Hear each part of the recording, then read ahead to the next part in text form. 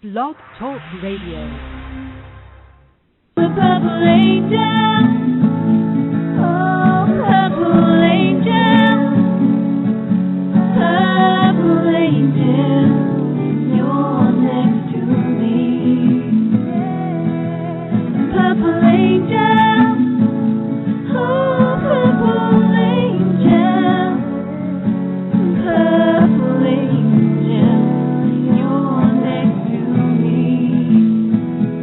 You're next to me. You're next to me.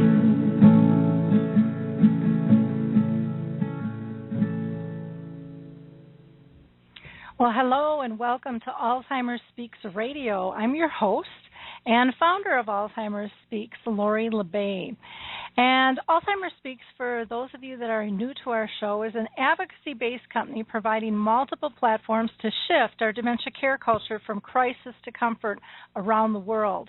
And we believe that by joining forces and sharing knowledge and just having these everyday conversations like we're going to have today, that we're going to be able to remove the stigmas attached to memory loss and help people live with the disease, not as it. Together, we can all find new purpose. At our core, Alzheimer's Speaks is extremely collaborative, and we know that by being collaborative and working together, we are going to be able to win this battle against dementia. And I know that it's working because we were honored with the recognition from ShareCare and Dr. Oz as being the #1 influencer online for Alzheimer's. And that didn't happen at our hand. That happened by yours.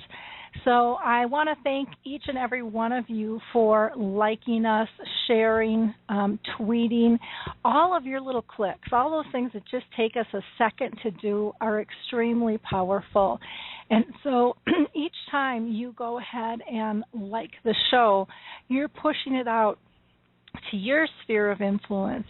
And so many times we have no idea who's in our circle that is dealing with this disease. Again, because of the stigmas, people aren't talking about it, but the more we can push the knowledge and the information and the support out to them, the faster they're going to be able to tap into it when they're ready. So again, I want to thank you for all of your support over the years for Alzheimer's Speaks Radio. We'd also love you to join our show today, and you can easily do that by calling in live at 714-364-4757. Again, that's 714-364-4757, or you can always use the chat box, and we would love to hear your comments or your questions, whatever it is that you want to say regarding the conversation today. So before I introduce our guests, and I also have a new co-host that's going to be joining me on the show, I like to give a shout-out to a few organizations. And the first one is the Alzheimer's Disease International. They are the association of all Alzheimer's associations around the world. Many refer to them as ADI, and they are just a fantastic place to go to find out where's an organization close to you. They also have their fingertip on global results and what's going on around the world. So just a great place for research. The Alzheimer's Studies, or you can go to the Alzheimer's team, will give you information on a couple of clinical trials. One is for a brand new one for frontal temporal lobe.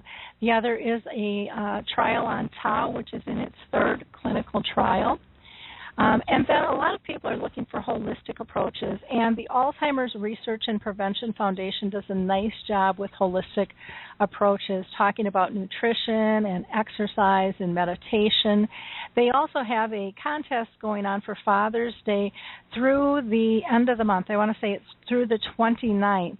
And so you can go to the Alzheimer's Research and Prevention Foundation, submit your story about your dad, and in a picture, and see if you can go ahead and win their contest. Other people are dealing with certain types of dementia, and there are many, many types of dementia, but a couple of them that people really need specific information on are Lewy body and the frontal temporal lobe dementia.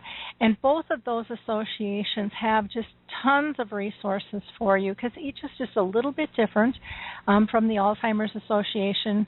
So I would highly recommend checking out those. And then there's also the National Aphasia Association. So when people are having a difficult time speaking, great resources there.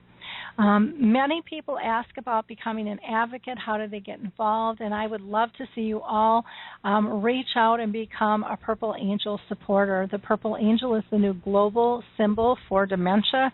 We'd like to see that as well known and as well embraced as the pink ribbon for breast cancer. Individuals and companies alike can all participate in that, and that's one of the cool things about it. And then I always like to mention just a couple of recreational engagement pieces. One is Music First with Choral Health. They write prescriptions for music that help change mood.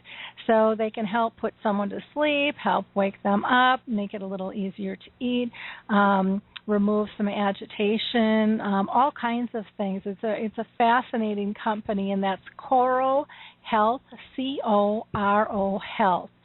And then the last two I want to mention is Puzzle with Me and Jiminy Wicket. Puzzle with Me was designed to be specific for people with Alzheimer's. It's adult-friendly, bigger pieces, yet fewer pieces to put together.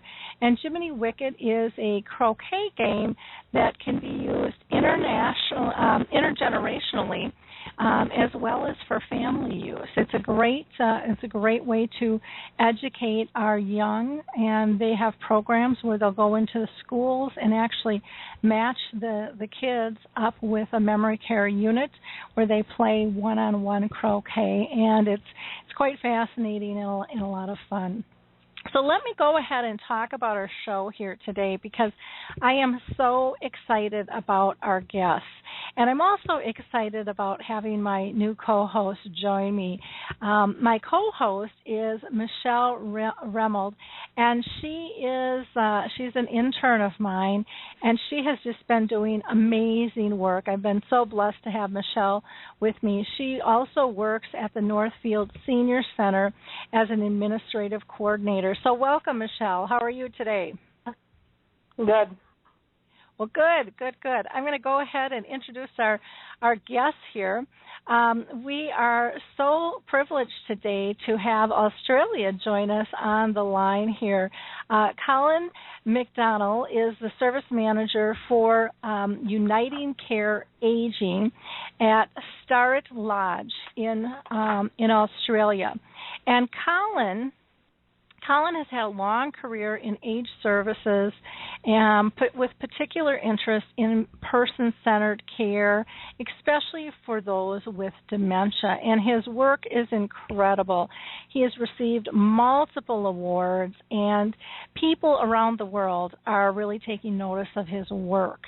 In fact, one professor at the University of Washington School of Medicine and Dementia Care Research and Consulting, Sue Borson, showed his film, Finding the Way, Enabling Active Participation in Life in Aged Care. And she said it was the hit of the meeting, and the feedback has just been rolling in, and it's fantastic. And I have to agree. I have been pushing out the film and talking about it to everybody I can, and all the comments over and over again have been, wow, this is really something. So welcome, Colin. How are you today? I'm good, very good, thank you. And it's so good to be able to speak with you on this fantastic radio show. Well, good. I'm going to go ahead and introduce your sidekick here. Corinne Maunder started her career in Australian television and kind of in the drama industry and working behind the camera.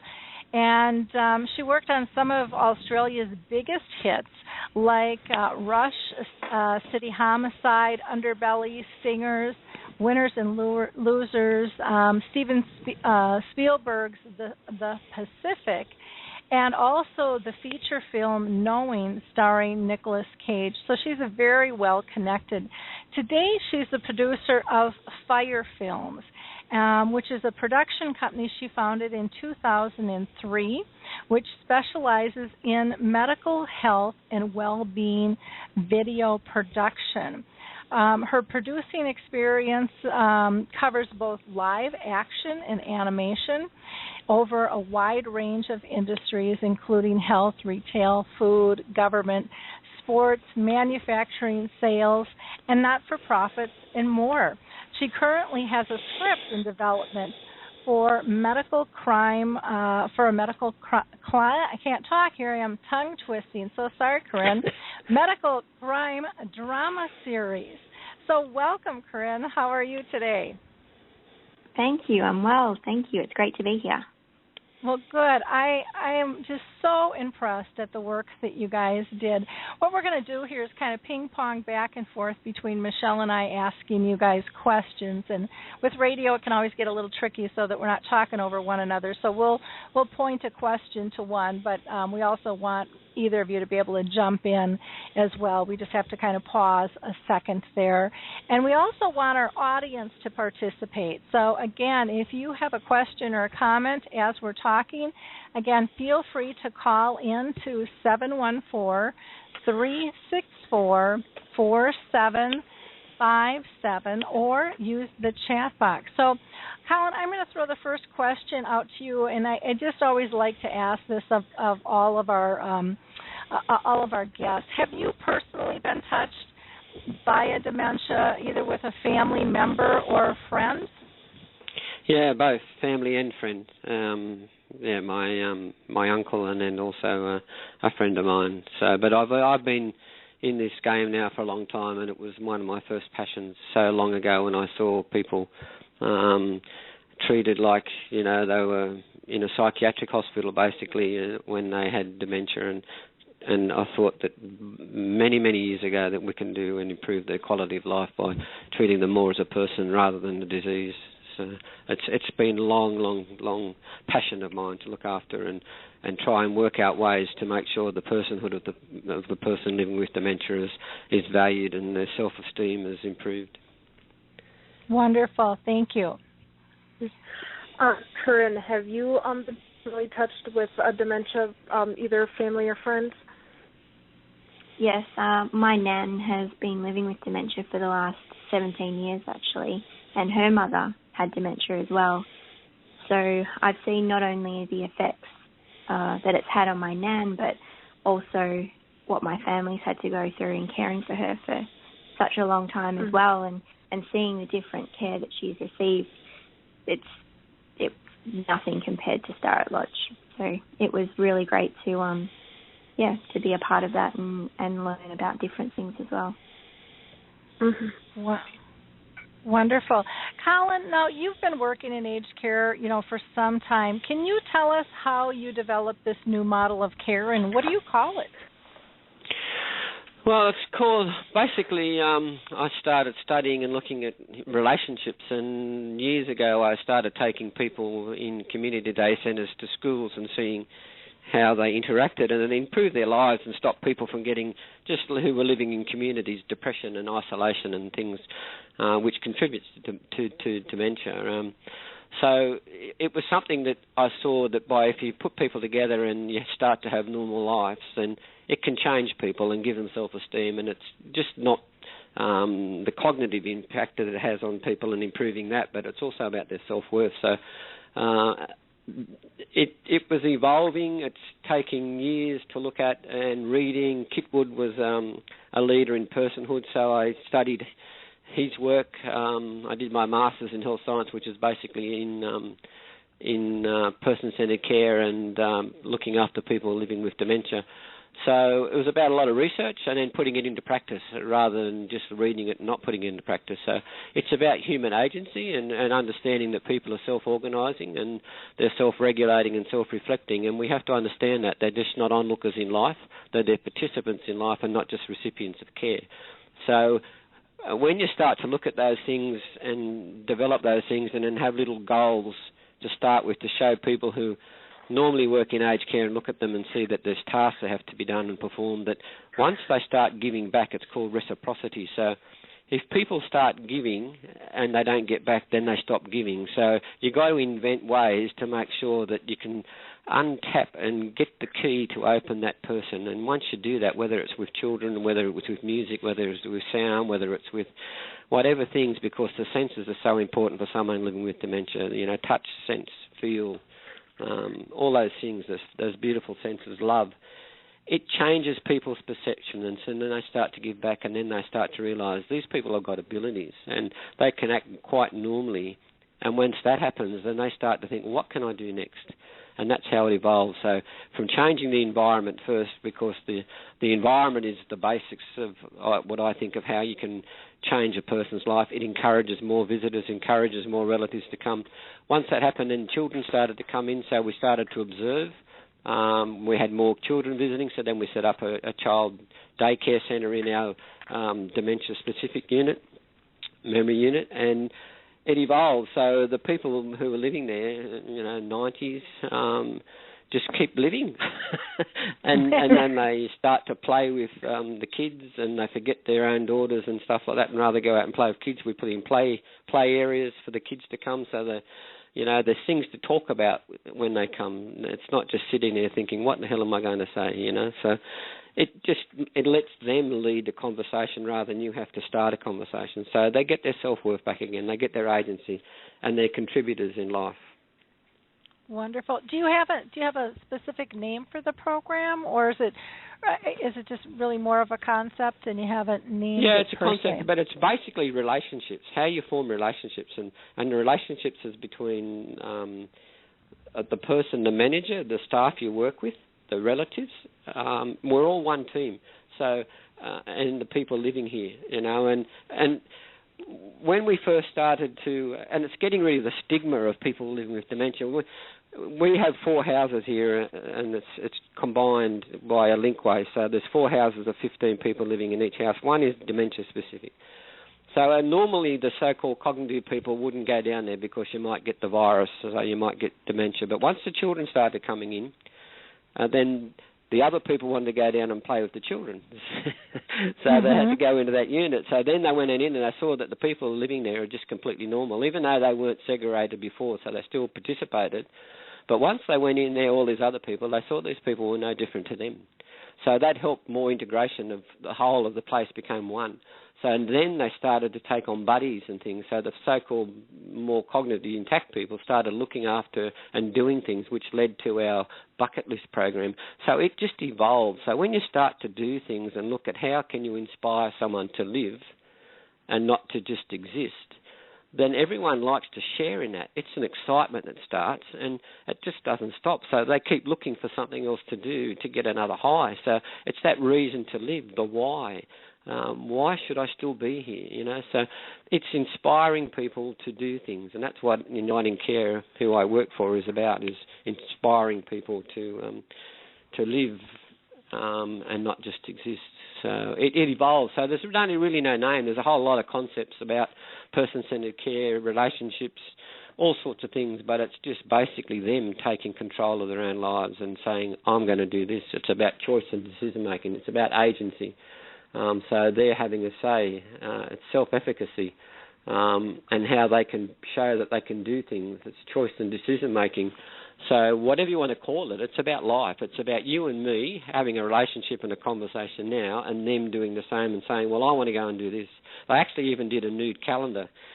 Some of the people who had, it was a pretend nude calendar. They were had things very delicately placed, but it's that excitement that they and they didn't tell me they were going to do that till after they've done it.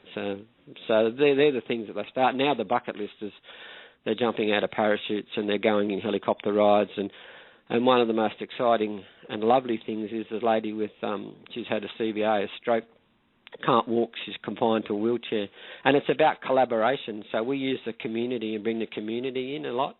So we have in our courtyard finch aviary, so that's looked after and helped with the Finch Society. So We get people to come in and help, and then it becomes a community. They're not isolated from the community. So this lady in the wheelchair, she's going to the beach. All she ever wanted to do is, after her stroke, is go back to the beach, but she can't walk. So we've got the Surf Life Saving Association. Do you have those in America, where they, the bronze people that stand on the beach and make sure people don't drown? Like Baywatch. Baywatch, yeah, like Baywatch.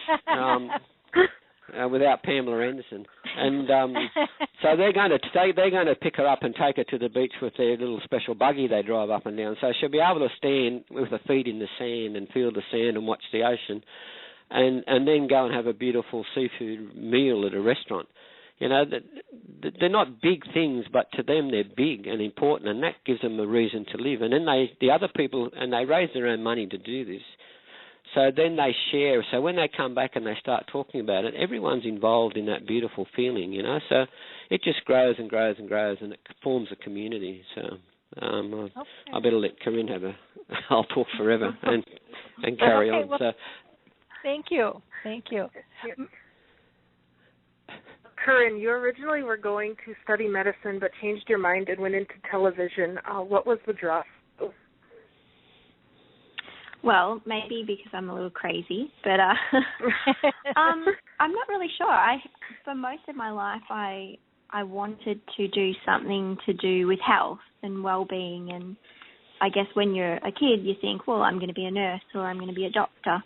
And then as I got older and was finishing high school, I thought, it's not quite what I want to do. I really want to work in TV. So told my teachers, and they were like, what are you doing? And I said, no, it's right, I'm running off to film school.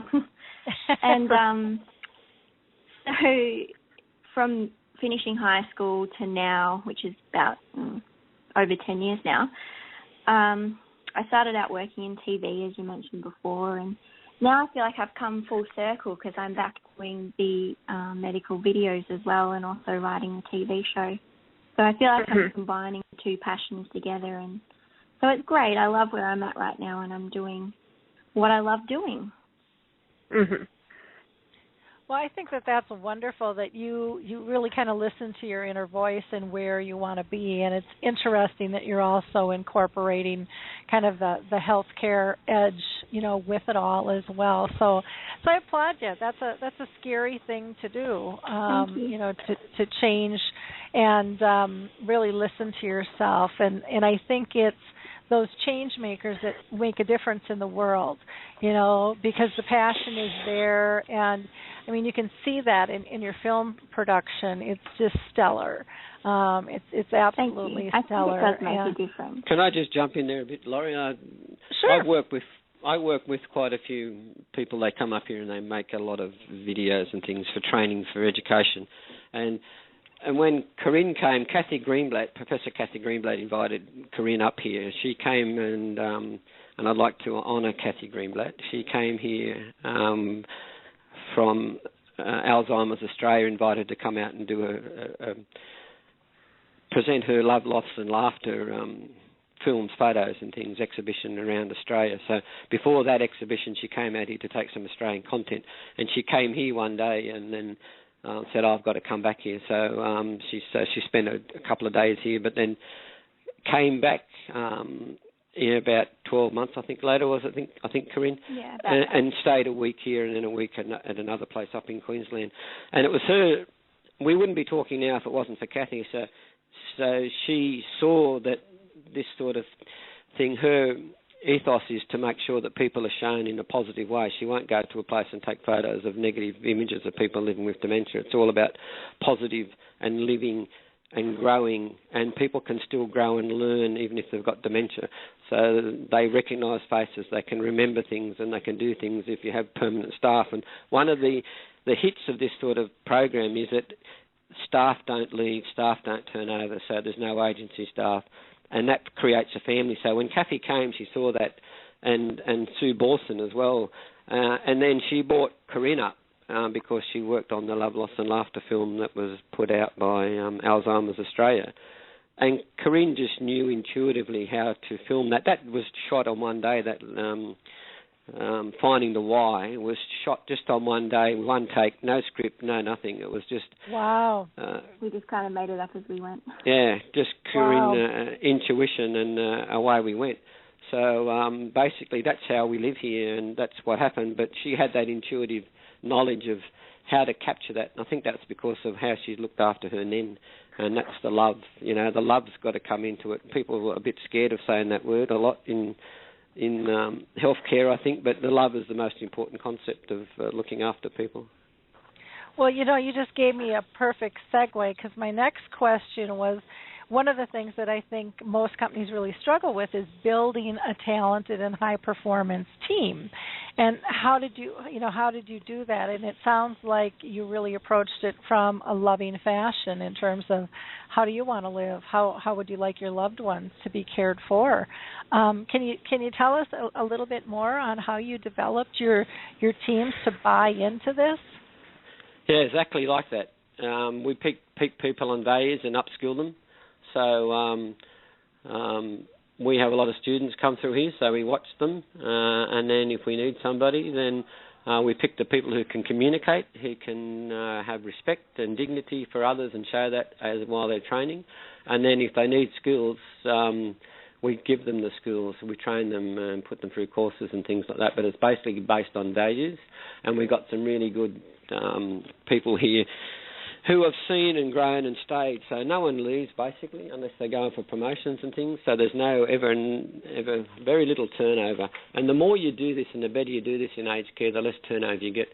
So if people don't do this, then normally there's a 25% leave the aged care each year in Australia. So there's a turnover of 1/3. It's higher than the average for the healthcare and social industry in Australia. So if that happens and that continues, and by 2050 it'll cost $5 billion per year just to replace staff. They reckon they need 980,000 workers by 2050, with the increase in people living longer, the increase in dementia. So you've got to do something different. And why not have fun while you're doing that? So and treat people with respect. So basically that's what it's about.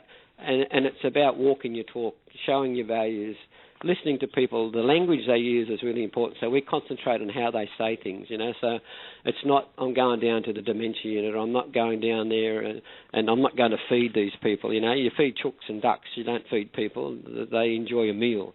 So that sort of language is encouraged right through the place. And Unitingcare has got that concept of respect. It's one of the largest providers of aged care in New South Wales, but it also wants to be known as one of the best. And it is. So rather than just being the largest, we're making sure that this sort of concept of person-centred care is high on our agenda, and it's about staff. And it's a spirituality, whether you want to call that religion or whatever else, but it's that faith-based that these are human beings with dignity, and they should be treated with respect. And it just happens, and it grows and grows and grows. And once you see it, it's just, you walk in and you can feel it, and there's flexibility. So the more flexibility you have, the more sense of control you have, the more well-being and improved behaviours for both staff and for the people you care for. It also stops workers' compensation, so it becomes quite cost-effective, so people don't get injured as much, so because they're not upset. So, a lot of workers' compensation comes from people's low morale. And we encourage them to take risks, so they can go out and play with things and do things and know that within reason they're allowed to do it and experiment. So it's not just the same old routine every day. They can go and do things, and it works really well. Well, it sounds like you've really put the people back into the care, where I know anyways here in the U.S.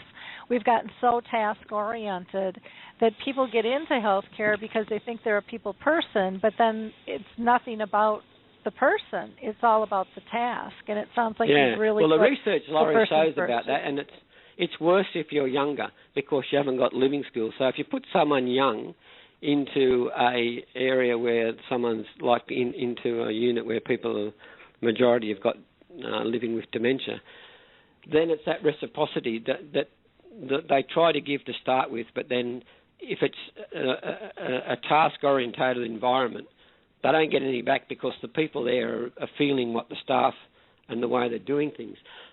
So older people, of course, have got more living skills, can cope with that a bit better, but basically it's the same thing.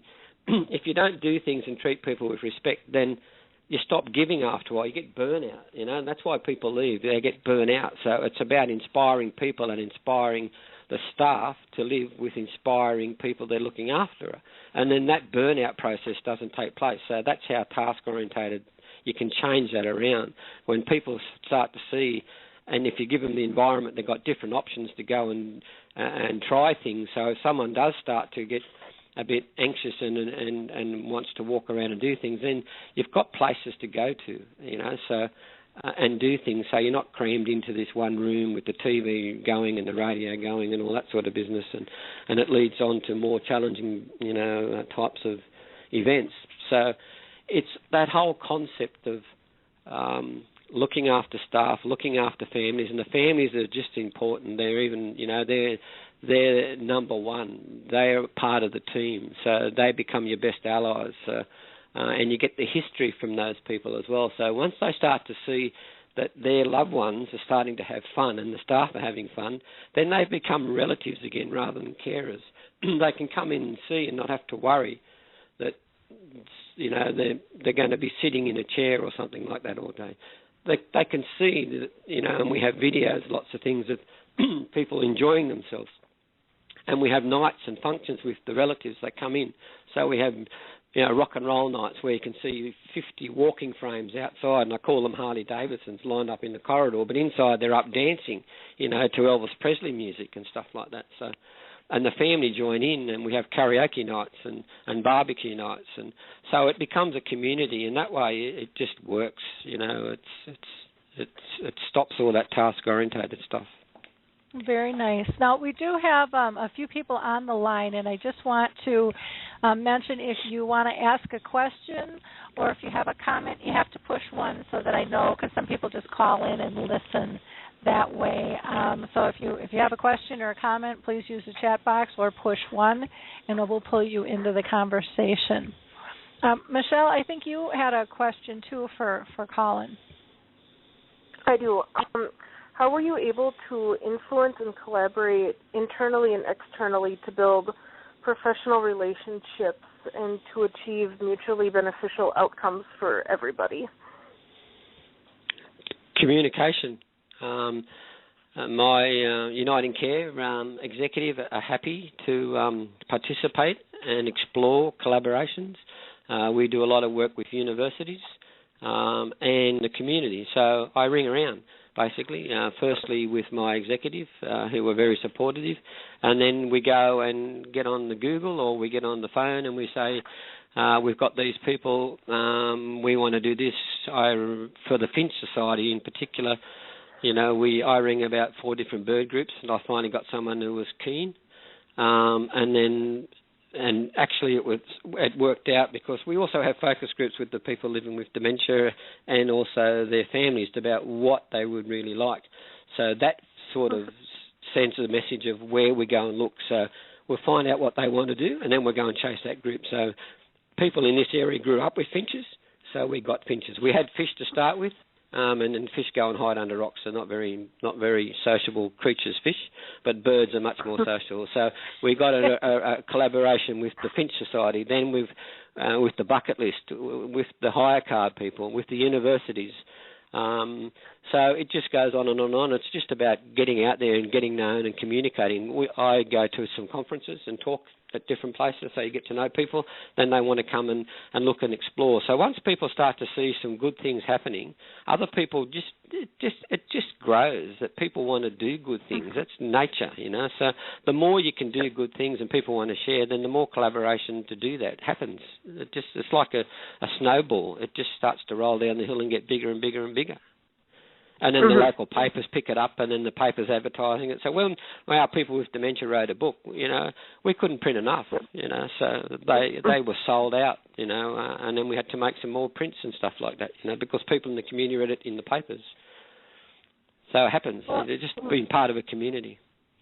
Too funny. You're like reading my mind, because I wanted to ask you, you've been published in so many so many levels, so many different journals, and you've been on, TV and radio at national and international conferences and stuff. What kind of impact are you seeing when you get out there and you talk? What kind of response are you getting from people with what you're doing? It's exciting. Actually, when you start talking to academics and things like that, it's about their work being put into practice. Because I asked one of my good friends is Professor Rondonay, who's been a campaigner for years, like Cathy Greenblat, for person-centred care and for dignity with people living with dementia. And I said to her one day, I'm not a professor or academic. Why do you invite me down here to Melbourne to talk to these people? She said, because, Colin, you're doing it, basically. And it's not me, it's my team, and it's Unitingcare. But, research is done and it's not put into practice for 9 to 10 years afterwards, if that at all. So, and one of the funniest things when I was presenting and we were talking about the babies, one academic said, where do you get babies from? So I had to try and politely tell her, where babies come from with and not be too silly, but and babies come from, and then how you stop risk. People worry about risk then, So the risk of babies, and I said, what's the risk of babies if you go and visit your grandmother? What's the risk? You just make sure there's nothing on the floor and they can't break glasses and things like that, and you wash your hands, and that's the risk, So and then the people pick them up, love them, and read them books, and some of the most beautiful things happen, and the memories come back. One lady, some of the film clippage, it makes you cry. And one lady would say, I've never been married and I've never had any children. And her daughter would come up, drive halfway up, start to think about, I'm going to get that reaction, and cry and turn around and go back. And we introduced the babies in the children's program in, and I said, come and see what your mother does. And she said, Colin, I can't. I said, just come up and have a look. And she sat down beside her, and for the first time when the baby was put on her knee, she said, held her daughter's hand and said, hello, darling, how are you? That was the first time, in 5 years that lady said that and recognised her daughter. And that made my life, that was such... It's making me teary right now. That was such an inspiring thing, So that's what happens, and that memory is still there. That's an implicit memory, and you just have to find the key. No matter what it is, you can find the key. And they're looking for a reason to be here. They're looking for, what am I doing? And when you start to give them things they're familiar with, that includes the environment, the furniture, everything, the lights, all that sort of stuff that's just out there. Everyone knows about it, but no one implements it. It's like I say, if you go into the clubs in Sydney or somewhere like that, where they're called Return Servicemen's League, they play music from the 60s and they do the dances of the 60s because they're catering to their clients, because those are the type of age group that still go there. But in aged care, we make it so foreign for people to come in. It's like a sterile environment that no one would know how to live there and enjoy life. So that's pretty simple, really. So, Colin, how, because for you it seems like it's really natural to, you're very creative and you're very open and able to identify different opportunities. How can you help those that doesn't come as easy to them? They like things more black and white and structured. What would your advice be to them? Just explore. Try little things, steps first, one thing at a time.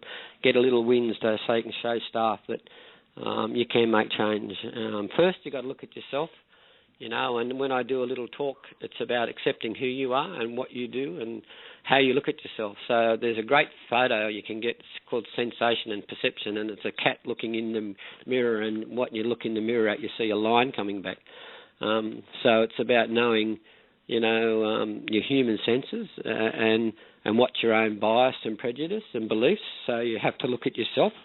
And if you're a leader, you have to look at yourself to see, what am I portraying? What am I putting out there? What's my body language? So if you want to change something, you've got to look at yourself first and start to realise, do I really believe in this?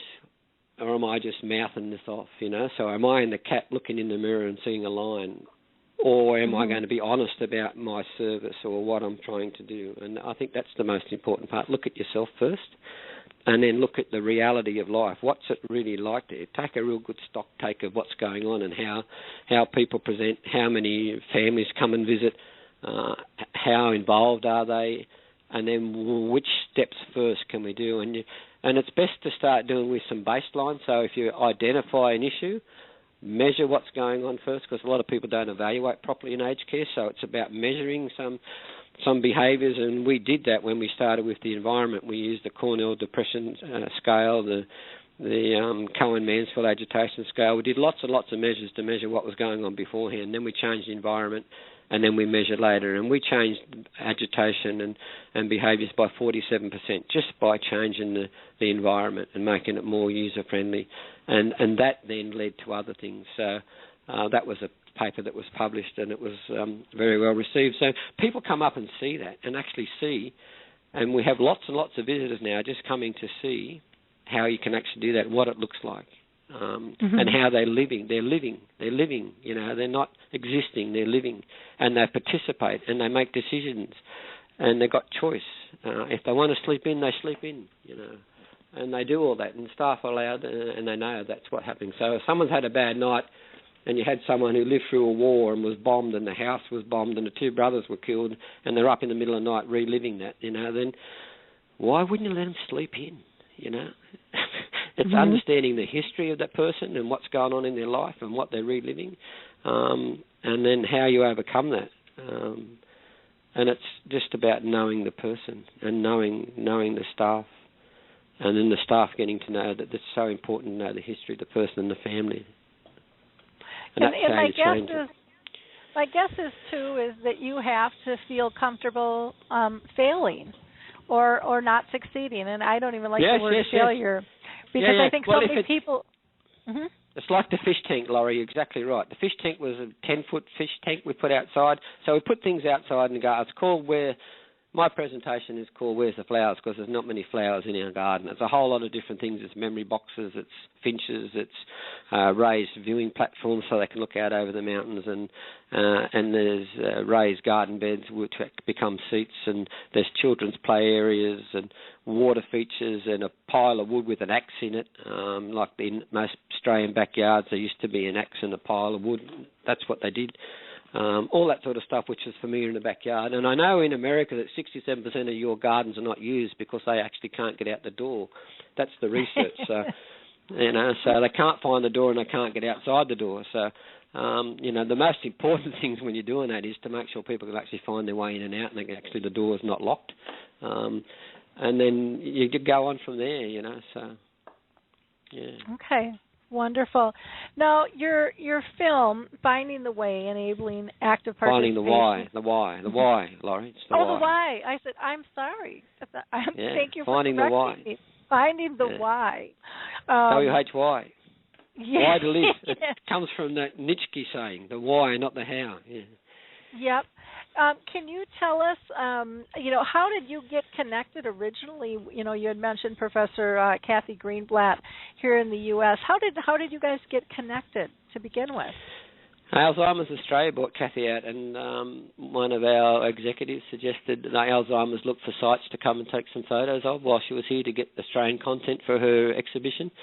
So they brought her here one afternoon just to see how she was going, what the place was like, and she raced out and got a camera and started taking photos straight away because she just walked in unannounced basically and saw what we were up to, and people in our place were having lots of fun. So she started clicking then, and then she came back on Saturday. We had a family fun day already organised, so we had lots of animals and families and all sorts of things here. So she spent the day with us here. Then she just wanted to come back. So then the University in Wollongong invited her back to do some talks. So she planned to stay here for a week, and she brought Sue Borson with her. And then they stayed and then just captured what happened for the week and organised for beautiful Corinne to come up. And she came one day, and then we did that Finding the Why in that one day, and which was amazing.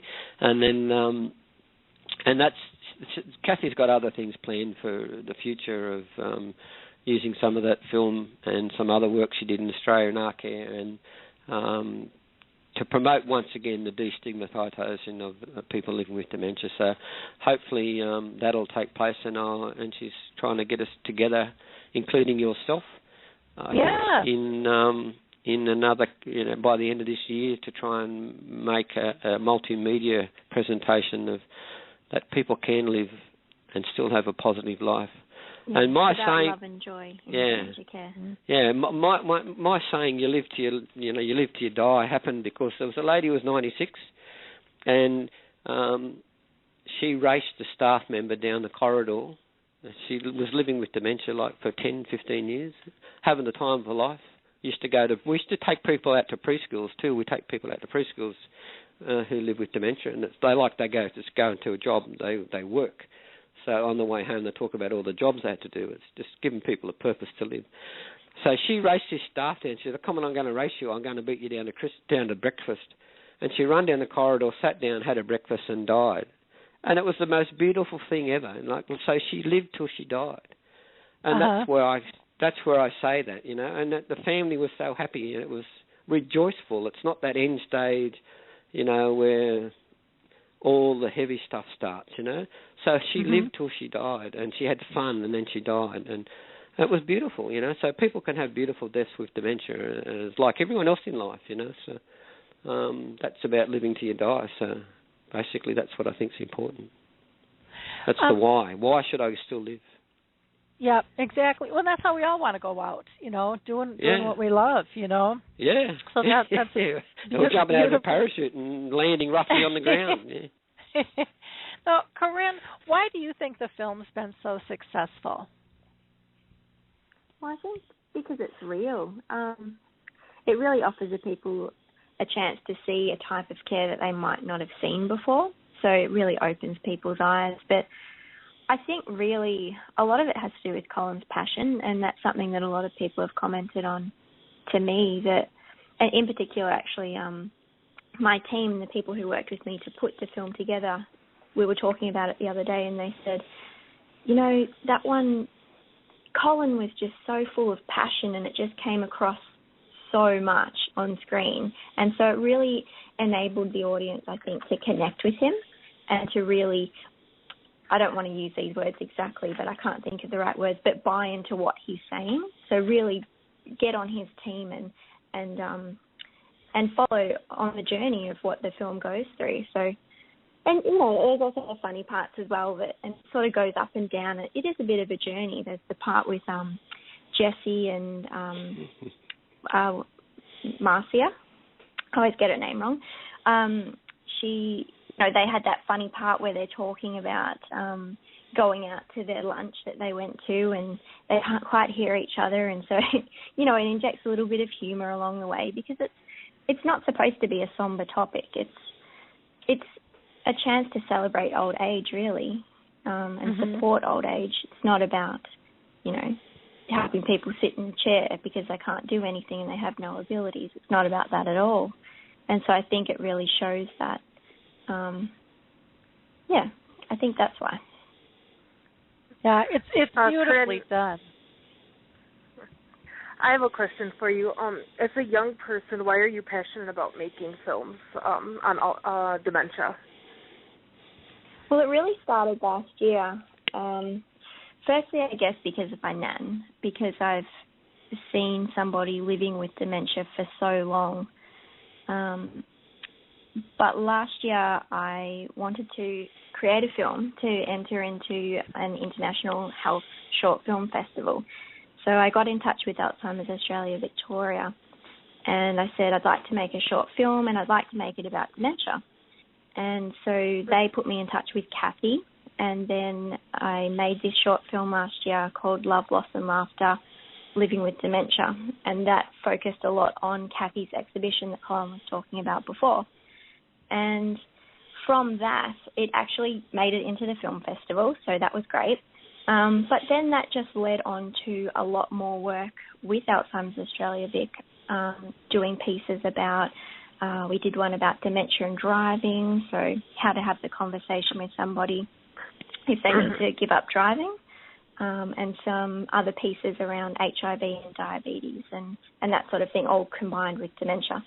So it just sort of evolved, and it's just, they're the pieces that I enjoy doing, and I'm doing another piece at the moment actually for R-Care and that's really about supporting and celebrating old age, which is what I was just talking about before as well. So, yeah, I don't know. I just like it. I like being able to share that message and helping to decrease the stigma, I guess, and making a difference. Well, you definitely are, and the other film that you made with Cathy, the Love, Loss, and Laughter, is just absolutely incredible as well. So I'm really excited about your future projects, and please feel free to input any links into our resource directory to your work, because you just do an incredible job, and that would our audience would absolutely love that. To be able to share that. Laurie, if you want to watch a funny film, those two ladies, Marcia and Jessie, there's a YouTube clip of those two, and it's called Two Best Friends Talking About Technology. And they talk about YouTubes and Googles, and so they're asked questions, what's YouTube, what's Googles, and they give you their answers, and it's the most funniest thing that I've ever seen, those two. And I call Marcia Mafia, because she's the person who goes around, they cook the food, they make cakes, they make cookies and all that, and that's what pays. So they pay for their own bucket list, so they pay for their own adventures. So it's about be participating from the very beginning. So they raise their money to go out and do their own things, and that's part of the benefit and the joy of it. So it's something earned, and when someone else receives their work, it's like I go to work and earn money to pay for whatever in my life. They do the same. So and she's in charge of sales. So you can't go outside this building on Thursdays unless you go past Marcia, and I call her Mafia, like as in Mafia.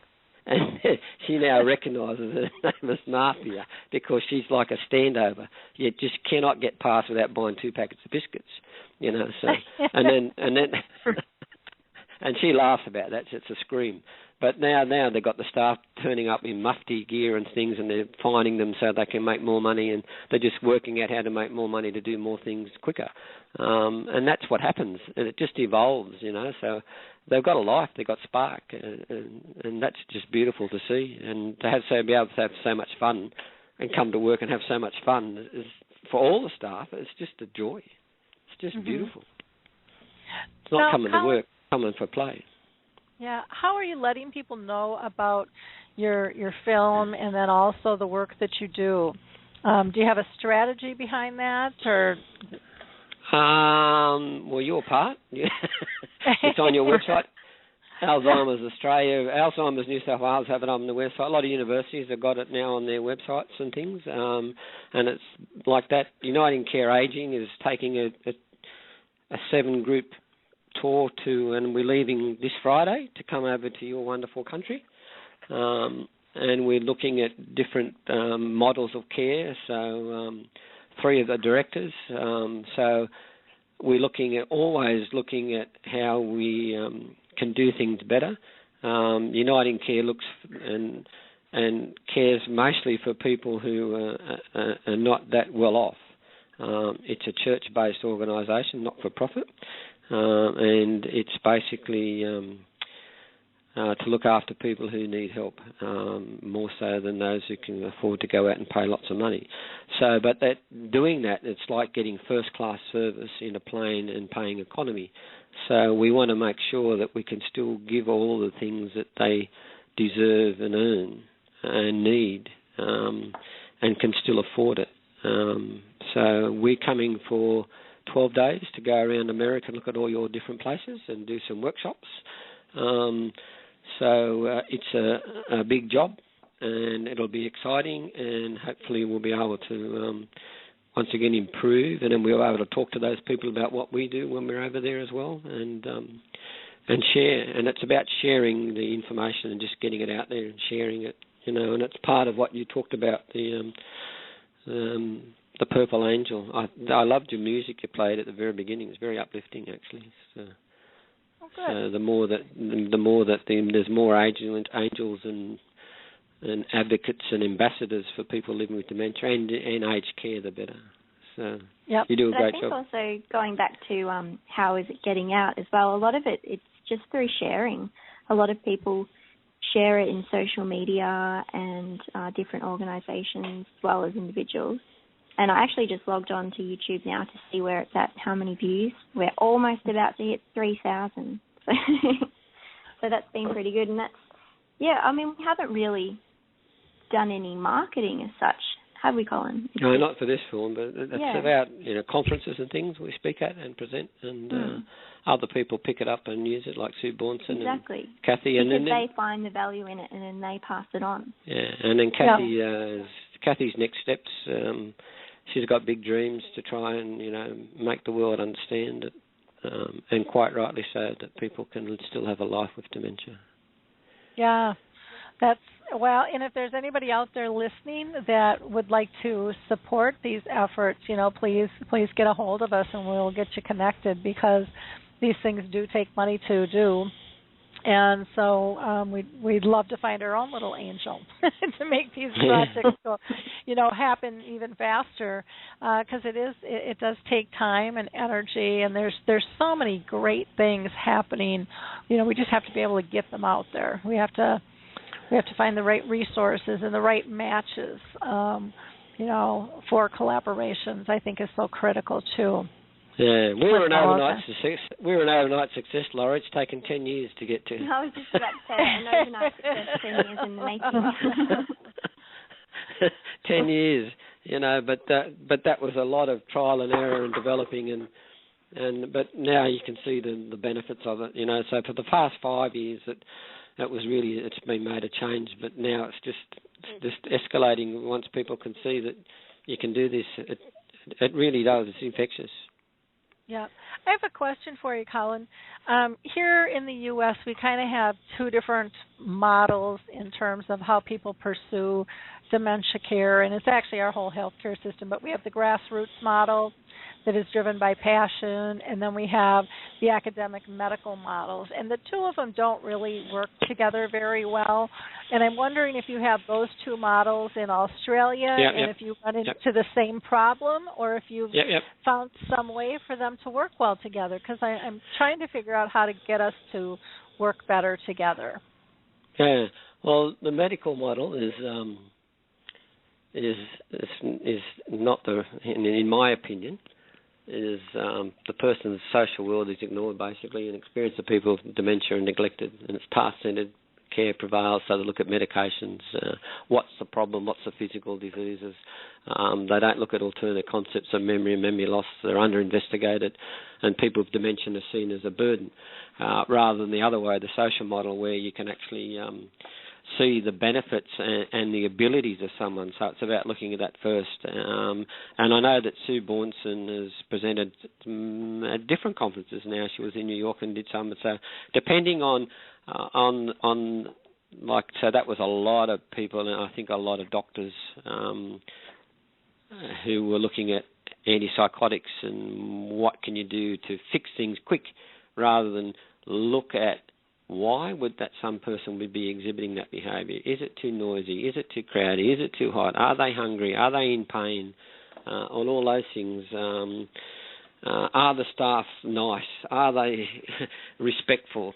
Do they give them dignity? And do they give them choice? And all those things. And then you don't need there's so many antipsychotics. We have hardly any here at all, except for someone who has hallucinations, and it's treated basically for that, not for behaviours. So we don't use chemicals to manage our people. So, and that's another education thing, and that continues, and you just got to show people you can actually do it. And it's not an overnight thing, and we still have that here in Australia. But there's lots of conferences about not having a medical model, but it still continues. I think that's a really important point, Colin, around medical care. A lot of people see old age as a sickness, and that's not true. It's just it's a celebration, really, getting old. Yeah, that's right. Unitingcare have a lot of community centres, and they're called Healthy Living for Seniors. So they do a lot of work in trying to keep people who are isolated in their homes to come in and have different activities and exercise and communication and socialisation and all those sorts of things, from all various walks of life. So we do a lot of work in the community to try and to make sure that they have a good life as well, so they don't have to come to aged care facilities unless it's really necessary. Are you involved in the movement that's actually the dementia-friendly communities movement, or are you just out there kind of doing your thing? I'm connected in lots of different ways with different universities and things, and Unitingcare is certainly connected, but Alzheimer's New South Wales is looking at community-friendly dementia societies. So we do partnerships with Alzheimer's Australia, but not in that, but with different things. So we more or less trying to look at healthy living for seniors, and all those other programs are being developed now. That's part of this tour that we're going to America, and then part of the development of where we're going to go. From July the 1st in Australia, a whole lot of changes are going to take place in aged care from the federal government, who does lots of funding and things in aged care. So there's a whole lot of changes just about to take place. So watch this space. There'll be many, many, many changes. Mm-hmm. How do you feel about social media and the impact of it? Do you think that it's helping break down stigmas and get people more connected? Yeah, if it's done positively, I think so. But sometimes it can be negative. So it's too easy to come out and see some bad things and put that online and make out that's the general norm when it's not. So. Mm-hmm. But when good things are done and shown, then I think it's good. I like to use social media for connecting people who've got family overseas and things like that, the good old Skype and all that sort of stuff. So that sort of technology. And we work with lots of young university students in the College of Fine Arts, and they design some incredible stuff that can be used. So we go outside of aged care industry to get people with different ideas of how they can communicate, and people can use different tools and things to recognise. But they use familiar designs but put new technology inside it. It's quite fascinating. It's great fun. And we're just about to make this incredible film, which I'll show you when I get over to America. It's hard to explain on the radio and on the phone, so I won't try. But it's quite exciting. Cool. Well, I'm very excited to meet you in less than a week, so it'll be really a pleasure and an honor to be able to meet with you and your group, that's for sure. So, Michelle, I think you had another question for Corinne? I do. Corinne, you have a great idea for your next documentary. Can you tell us a little bit more about it? Sure. Well, I really am enjoying doing projects about the brain at the moment. It's something that really interests me. So I had the idea to create a film. It's an autoethnographic piece, and that just means basically that I'm the guinea pig, and then I'm going to document my journey.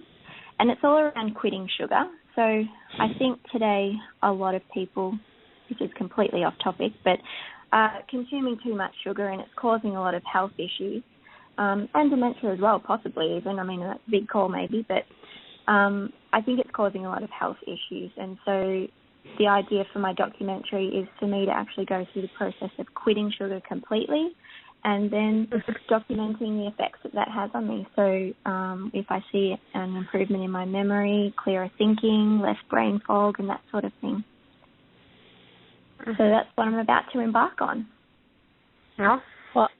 Well, that sounds fascinating. I have one friend that'll be rooting you on because she's a big believer in getting rid of sugar and has done it herself, and then she'll fall off the wagon and go back to it again, and she can tell the difference every single time she does it. I haven't got there yet, I'm 2 weeks in now, and it's a huge difference. Oh, cool. Well, we'll be definitely interested to see your results on that.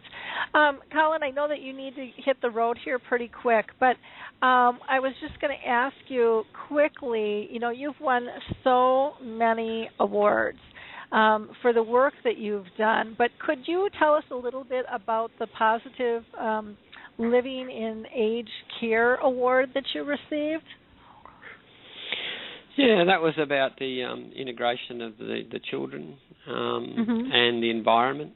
So that was a state federally. It's like a state funded thing with the mental health of New South Wales government. So it was about how to promote positive living in aged care. So it was basically, we put in a nomination about how our integration with the children went, bringing them into our dementia unit, and also in the environmental changes and how that changed so much the living and the environment for the people, and how it improved the quality of life, and also visiting rates.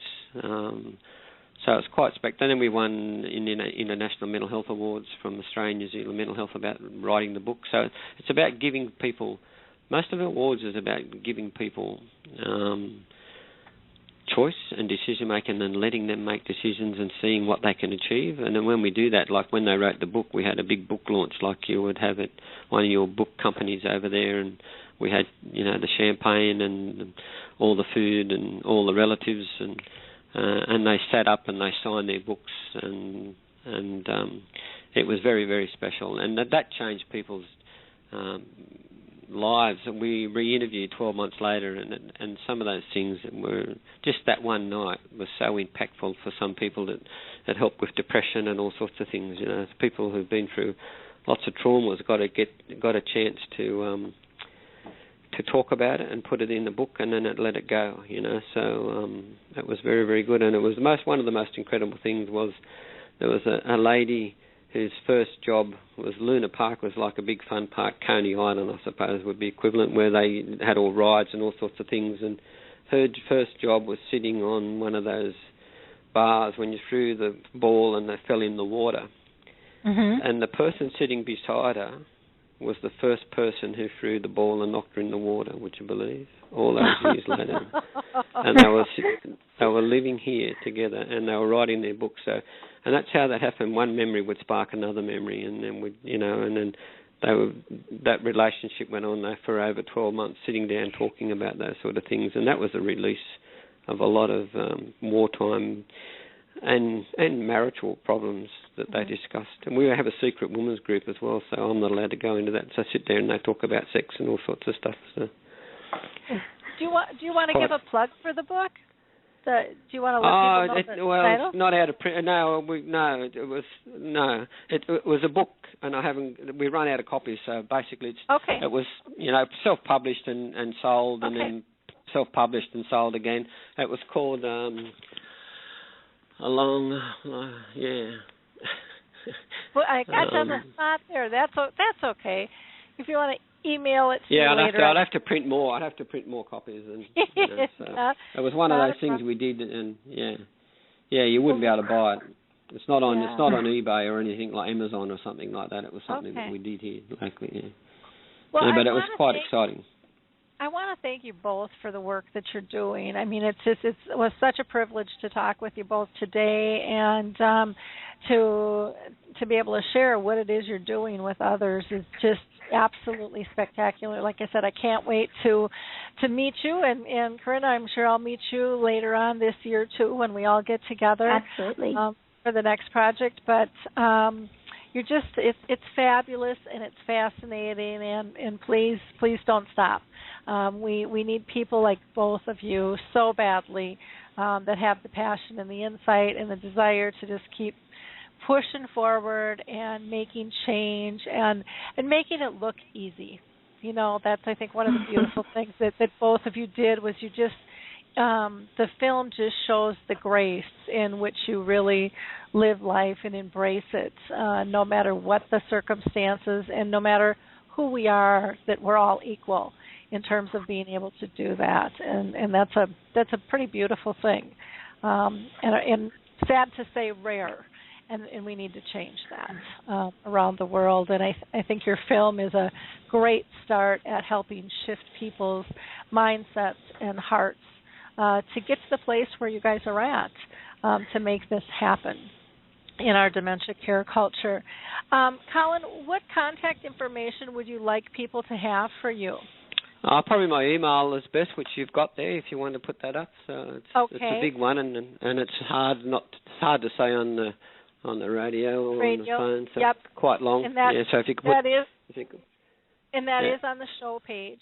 Same with Yeah. Corinne's email, and her website is also out there, as well as Uniting Care's website as well is out there. So you can just go to the home page and find that, or you can go to the blog and find it.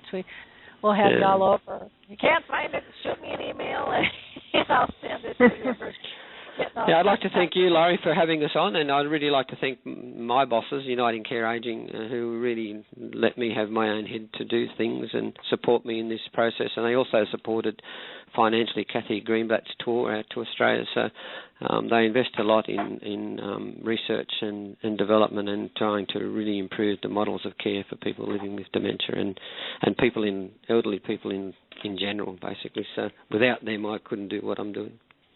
Oh, that's fantastic. We need more organizations like that see the big picture, and the impact they're making is truly unbelievable.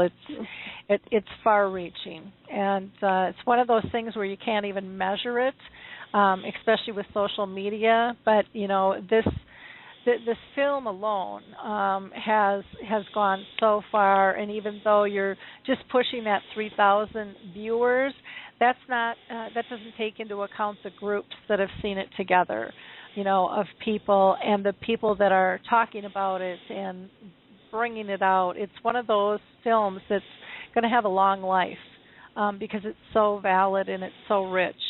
And it really is heartfelt and shifting mindset. So, again, thank you to all of you. Colin, I'll see you later on this week. And yes, that's very exciting. As I told you, I spent some time in Minnesota, so I want to share some of that time with you. It was quite life-changing. So it was an amazing time I had over there. So I'm looking forward to getting close to it, even if it's Wisconsin. And I'd love to say Milwaukee. You did good. Well, I'll bring you a piece of Minnesota with me. I'm not quite sure what that will be, but I'll get one of the 10,000 lakes. Huh? Yeah. I'll see how I can get that in a suitcase for you. Yeah, right. That'll be good. Yeah. It's called bottled water. Yeah. Well, good. Well, you guys take care. And again, I appreciate all the time. I know that you are running off to another meeting. It's early morning over there in Australia. And again, thank you so much.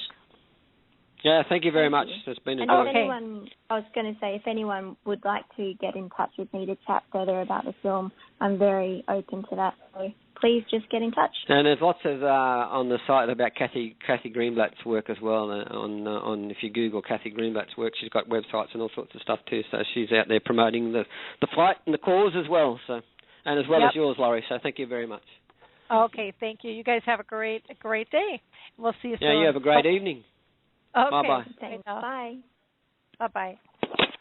Before we wrap up the show here, I just do want to go into some mid-program highlights, and actually it's kind of the end of show highlights. I don't have another guest on after this one since this was a special edition here. I wanted just to point out our last show we had Alzheimer's Disease International on. They gave us some global updates. And then we had an author by the name of Shannon Werbinski who wrote a beautiful book called What Flowers Remember. And it's targeted to kind of middle grade school, but it is a fantastic adult book that will really touch your heart. She really has a nice way of writing. Our next show, actually our regular scheduled show, will be tomorrow at 11 a.m. Eastern Time, and we're going to be talking about the importance of dementia awareness in training. And we're going to have Rita Anand on, who is the founder and president of Beyond the Golden Years, and she also has Dementia Angels. Our second guest tomorrow will be Elben Mano, and he's a film producer, and he has produced a collection of films along with a scientific committee of geriatric doctors called Remembrance, and it's pretty fascinating. So I think there'll be a lot to learn, and again, we would love your calls or your comments by chat with us tomorrow.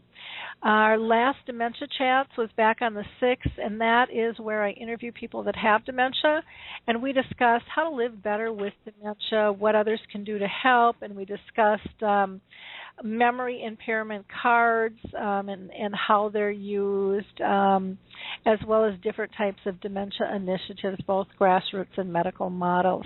Our next Dementia Chats is scheduled for the 24th, but I actually think that I'm going to cancel that one just because of my travel schedule. I think it might be a little bit too tight, and I'm never sure in hotels really what kind of coverage I'm going to get. So I'll keep you posted on that one. That might be down to the wire on what we decide on there. And then as far as blog postings, there was a post saying Happy Father's Day to all the fathers who are, who have been, and who will be fathers. There was a survey on dementia efforts, grassroots, and medical models, which we'd love you to participate in. It's just 3 short questions for that. And then also, I'm very interested to find out how you, if you're a person with dementia, if you're a family caregiver, if you're a business professional, an advocate, doesn't make any difference. How do you define grassroots effort? And how would you define kind of that medical academic model of care? Do you see a difference? There was also an article on help stamp out dementia. And then I, again, want to just mention that the Alzheimer's Research and Prevention Foundation is having their Father's Day contest, which is open until June 29th. And then, Michelle, you just wrote an article, too, last night. What was the name of that one? In Their Eyes. In Their Eyes. I was going to say Through Their Eyes, In Their Eyes. I couldn't remember on that one, and I wrote my script before that got posted, so I missed that one. So, well, Michelle, you did a great job as your launch off here as my co-host, and I appreciate your time and energy and all that you do for Alzheimer's Speaks. It's just been wonderful working with you, and Michelle has also opened up a memory cafe, which is pretty cool. So we'll have to have her come on and talk about that a little later on down the road as well. Anything else that you wanted to add? Any questions or comments after our conversation that you wanted to bring up with our audience? Not that I can think of. I'm going to go YouTube that video they were talking about. So yeah, it's way cool. It's way cool. I did post the link in the chat box there too, and I also have it on the I believe it's on the radio page, and if not, I will put it on there really quickly. But I thought I put it on the radio page. I know it's on the blog post at Alzheimer's Speaks there too. So.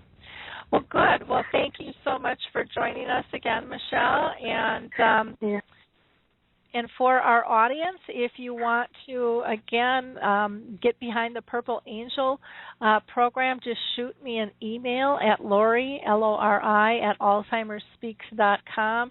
Be glad to get you that information. If you're looking for an Alzheimer's Association anywhere in the world, don't forget to check out Alzheimer's Disease International. And if you're looking for a holistic approach, please check out the Alzheimer's Research and Prevention Foundation. They're the same ones that have the contest going on. And then, again, the Lewy Body Foundation, the Frontal Temporal Lobe, and then the National Aphasia, all are can address specific symptoms regarding dementia. If you're looking for a study for a frontal temporal lobe or for a tau study, go to alzheimersstudies.com, or you can go to the Alzheimer's team on Facebook. With that, I'm going to go ahead and close out. Again, you can find more information on our website at alzheimersspeaks.com. Have a great day, and I hope you can join us tomorrow morning for our next show. Thank you.